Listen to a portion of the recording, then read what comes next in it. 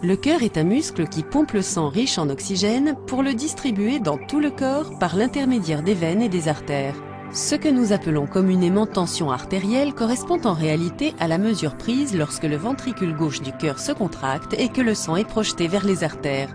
Tout au long de son cheminement à travers le cœur, le sang exerce une pression sur les parois artérielles. C'est pourquoi on parle de tension ou de pression artérielle.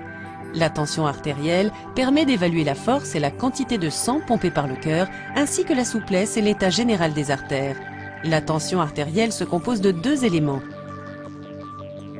La pression systolique, qui est enregistrée lorsque la tension artérielle est à son maximum au cours de la contraction du ventricule gauche, et la pression diastolique, qui est mesurée lorsque la tension sanguine est à son minimum lorsque le cœur est au repos entre deux battements.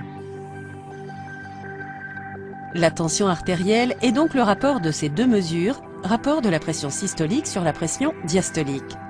Une tension anormalement élevée sera appelée hypertension ou hypertension artérielle. On diagnostique en général une hypertension lorsque la pression systolique est supérieure à 140 mm de mercure et la pression diastolique supérieure à 90 mm de mercure au cours de 3 mesures distinctes. L'hypertension est liée à un grand nombre de pathologies.